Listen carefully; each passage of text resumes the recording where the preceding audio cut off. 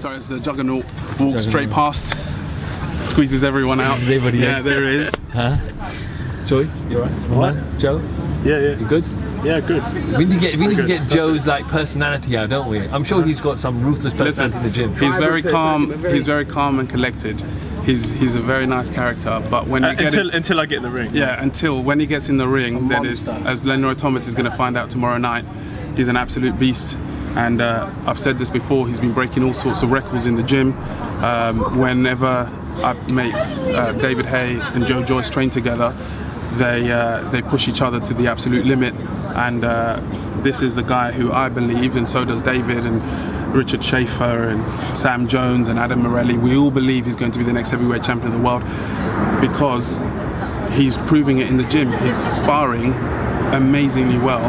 And he's got a great team as well. He's got, like Sam says, he's got an amazing team, and his work ethic is second to none, and we're all really looking forward to tomorrow night. May I just add, we were all a little bit concerned that Lenroy Thomas wasn't going to show up, but he's shown up. Really? Yeah. What made you think? We didn't think he was going to come. Honestly, we didn't think he was going to turn up to the fight. Honestly, we honestly I was so thought, shocked when I heard he got off the plane. Yeah, and relieved. Yeah. So he's here. He's ready to fight, and I'm really looking forward to Joe making a statement tomorrow, because that's exactly what's going to happen. He's going to make a statement. Is that people need to understand this is his 4th professional fight, and he's fighting for the Commonwealth title. Yeah. And he deserves a lot Anthony of respect Joshua, as well. who's one of our greatest heavyweights, fought for the Commonwealth title in his 14th fight. So it just shows you that he's ready to just push.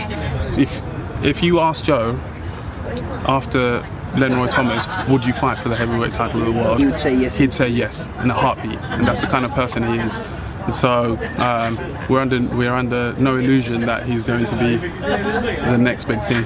Who punches harder, David or Joe? You'd have to ask Ishmael Salas that. I think both his arm mates, both of his arm mates. David punches really, really hard. Yeah, I mean, I think I punch hard, especially with the work I'm doing with Ishmael and the technique from Salas. I'm really like improving massively. I can really get some force and. Ask anyone that's been in the ring with him. All you have to do is ask Donnie Palmer, who lasted about 40 seconds, who came to fight, by the way, but he just wasn't allowed to. With his first 2 shots that he landed, the guy was unconscious on the canvas. You know, so.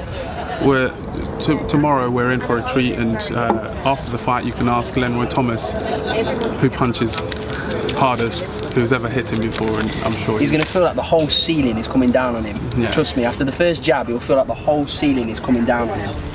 Joe, 4th fight, Commonwealth title. Generally when people turn pro, they kind of take their time trying to go from a 6-rounder to an 8-rounder, 10-rounder, 12-rounder. You kind of jumped straight in. Yeah, skipped all that. You skipped all that. Straight to the 10-rounder for my debut, and then trying to call out Derek Chisora, who didn't want the fight. Why do you generally think that he was scared to fight you? Just didn't want to eat. Yeah, it didn't.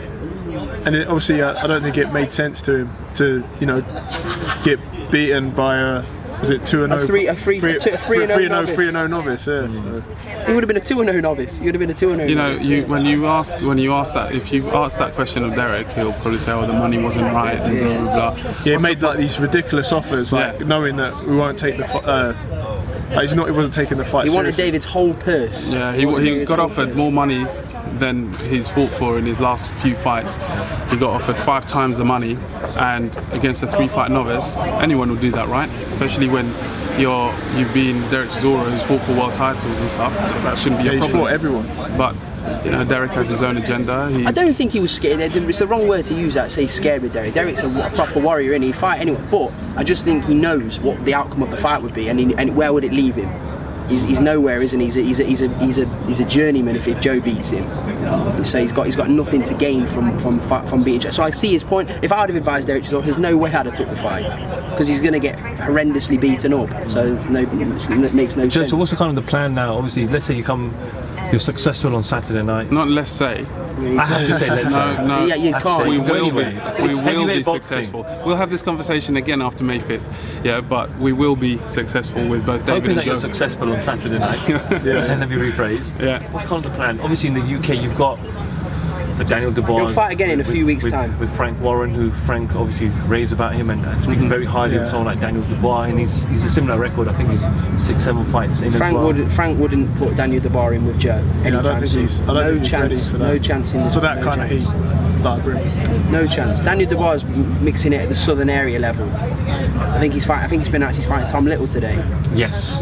That for me is a hard fight for him. Yeah, in June. I really do. And if Tom, because he's the size of that table right now, so if he strips his weight off and he actually gets his head in, he's not a bad boxer, Tom Little. So it could be a potential banana skin for Daniel Dubois, really, because we've not seen who's he fought so far.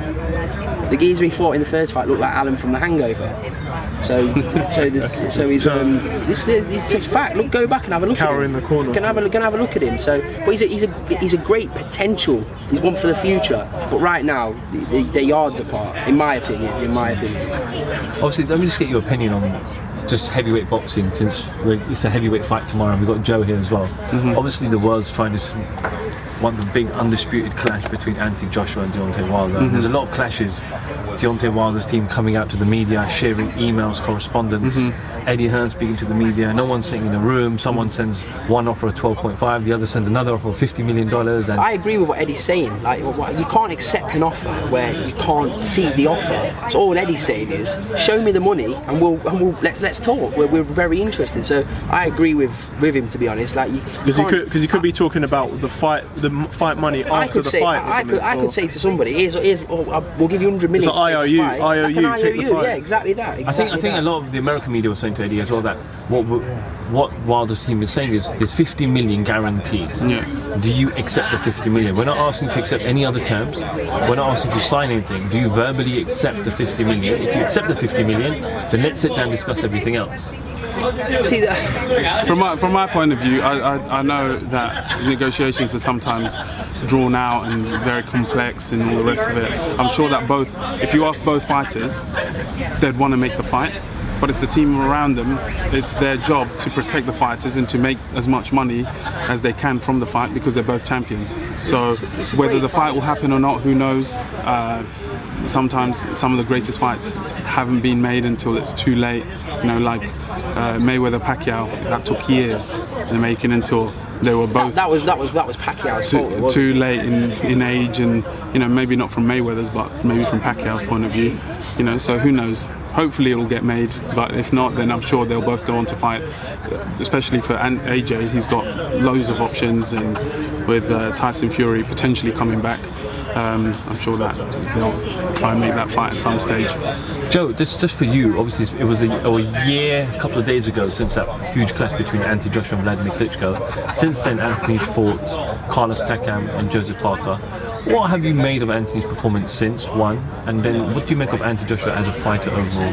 By the way, our channel's raw and unkind. You can say whatever you want, how you want to say it, and use any vernacular, i.e. swear words. It's not a problem, it'll still go up. Yeah, I'm not planning to say any swear words, but I didn't actually see the Takam fight, but I saw the fight against Joseph Parker, and I thought Joseph Parker, was he's quite nimble on his feet, but I noticed he was walking around to the left, walking onto Joshua's right hand, but I was waiting for it to land, but it never landed in that fight. So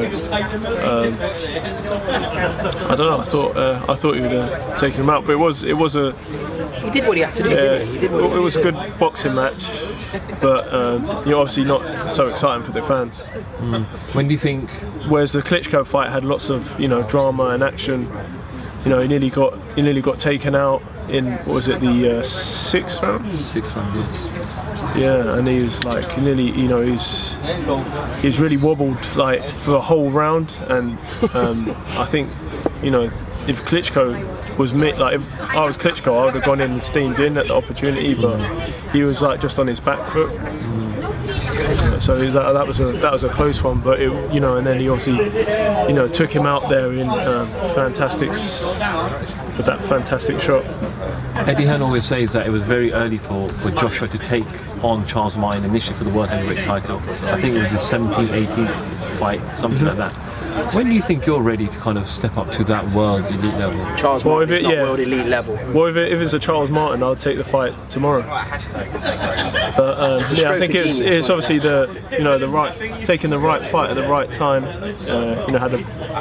Had it put influence in it, part in it. So if I said to you, when are you ready for Anthony Joshua? What would your response be? When do you feel? How many more fights? I want to go for a world title, and then have something to challenge him with. Then just go in and fight him next week or something. Yeah. What we're going to see tomorrow night? Explosion. That's a quote from Mr. Salas. When Joe says that, don't think he's lost the plot. That is what Salas is constantly talking about explosion. So that's where we get that from. Explosion. Just as finally, I was going to ask, because I asked Ismail as well now. His Louboutins, right? Yeah. They're custom made, right? Yes. For him. Yes. Handmade. Yeah. Handmade for him. Yeah. So he can raise his hands high enough so you can match them. Yeah. Yeah. It's a genius, I think. Yeah. Wow. Yeah. I think we're all in Because agreement. when he trained Felix Savon, he had to stand on the ring to give him pads, and so with him having them high shoes is a lot better because he can move around and make it more realistic, as he says. But normally it's when you throw the punches. Normally it's the fighter that's making the noises. Mm-hmm. Yeah, when you throw a punch, it's the fighter who like makes that noise. Yeah.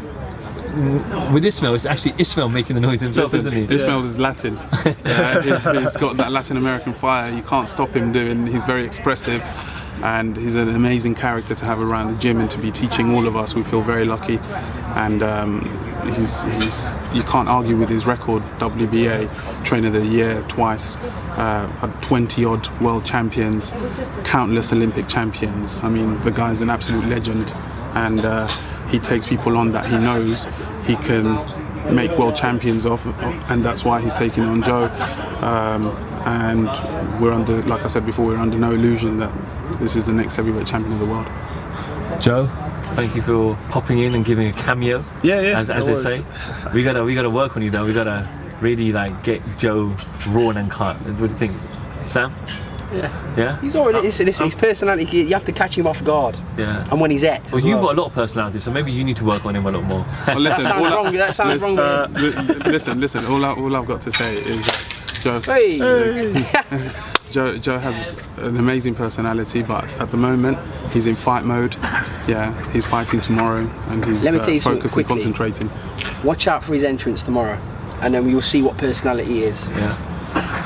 Wow. But one thing I have to say, I'm always impressed with. Yeah. Is I'm out anyway. his agility and flexibility that he has. Yeah. Such a big man. Yeah. And for those who don't know, Joe can just stand there on both feet and just do flips like a gymnast will do. Yeah.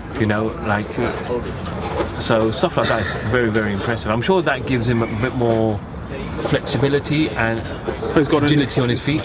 Absolutely, but he's got a lot of power, and the training that he's doing now is only harnessing that power and making him better and better. He's getting stronger in the gym, he's getting more powerful, he's getting a lot more power endurance, which means that as the rounds go on, if needs be, his punch power will be the same from round 1 through to round 12.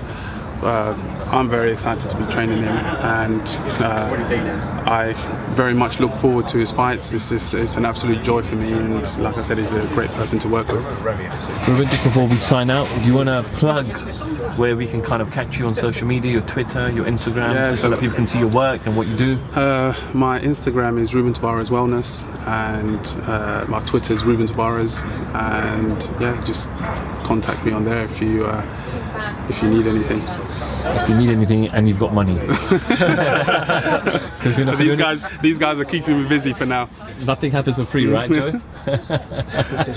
Joe, do you want to plug your Instagram and Twitter? I know obviously I already follow you, but Joe Joyce, official Joe Joyce. Twitter, Facebook, Instagram. Hit me up. Yeah. Contact number? Nah. Not just yet. Not just yet. One day soon. Ruben, thank you for You're welcome, a few moments of your time, my man.